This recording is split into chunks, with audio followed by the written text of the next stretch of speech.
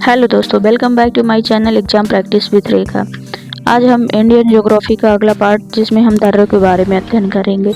इसके पहले हम हिमालय के सभी दर्रों के बारे में अध्ययन कर चुके हैं, जिसे देखने के लिए आप हमारे चैनल में जाकर हमारे प्लेलिस्ट में जाकर देख सकते हैं। अब हम दक्षिण भारत के अध्ययन करेंगे, जिसमें हम सबसे पहले अरावली श्रेणी के बारे में अरावली श्रेणी में जो हैं स्थित दर्रे उनके अध्ययन करेंगे। इसमें सबसे पहले हम राजस्थान की बात करते हैं। राजस्थान में गोरन घाट है, दो मुख्य रूप से पाए जाते हैं पास में। गोरन घाट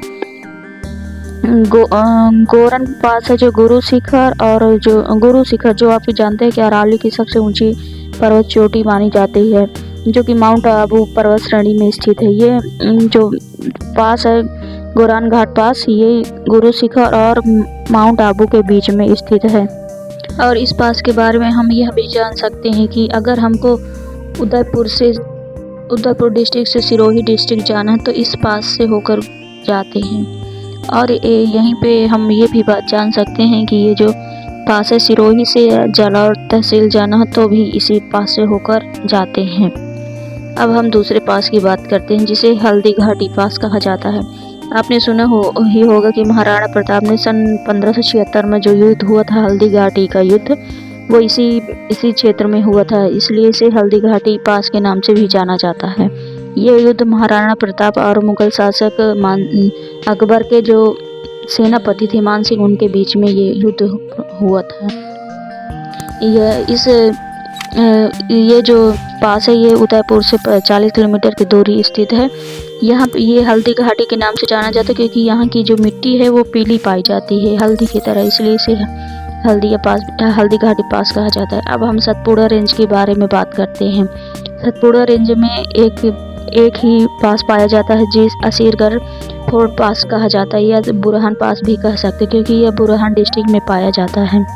असीरगढ़ फोर्ट दर्रे को हम दक्षिण भारत का प्रवेश द्वार भी कहा जा सकता है, क्योंकि जो मध्यकालीन इतिहास में हमने बहुत सारे राजाओं के बारे में अध्ययन किया है, वो यहीं से होकर दक्षिण भारत में प्रवेश करते थे, इसलिए हम इसे की ऑफ दक्कन यानी दक्कन के पठार में का जो प्रवेश द्वार है इसी को माना जाता था असीरगढ़। यहीं पे एक असीरगढ़ का फोर्ट भी बनाया गया है, क्योंकि यहाँ का जो राजा थे अहीर संप्रदाय के जो राजा थे आसा अहीर, उन्होंने ही इस किले का निर्माण करवाया था।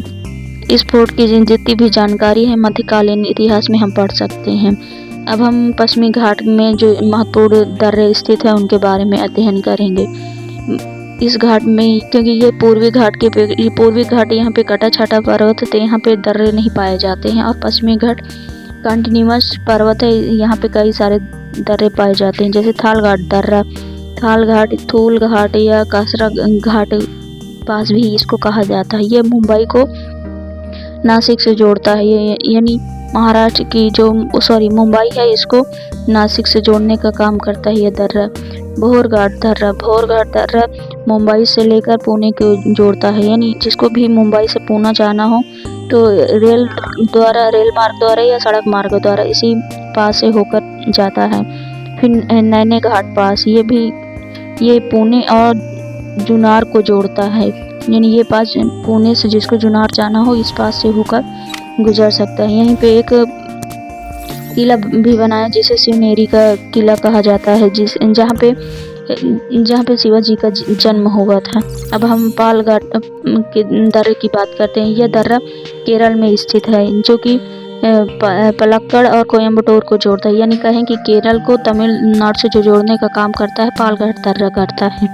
अब सेनकोट्टा दर्रे की बात करते हैं। सेनकोट्टा दर्रा या सेनकोट्टाई पास भी इसको कहा जा सकता है। ये केरल की जो राजधानी तिरुवनंतपुरम है उसको मदुरई से जोड़ता है, यानी तमिलनाडु में जो मदुरई स्थित है उसको जोड़ने का काम करता है। अगर वीडियो पसंद हो तो प्लीज़ लाइक शेयर सब्सक्राइब करें। आपके सब्सक्राइब करने या लाइक करने से ही हमारी ऊर्जा बढ़ती है, जिससे हम और आगे वीडियो बनाएं और आपको अच्छी जानकारी पढ़ाई के बारे में दे सकें।